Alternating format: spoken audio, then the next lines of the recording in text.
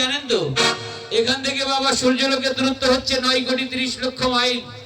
সূর্যলোক থেকে গোলক বৃন্দাবনের দূরত্ব হচ্ছে বাবা 300 কোটি কিলোমিটার।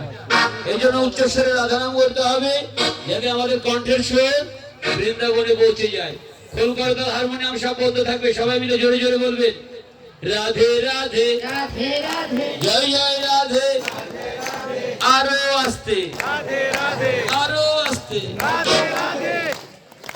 মানে আমাদের এলাকায় যেটা হয় আপনাদের এলাকায় মনে হয় না, না?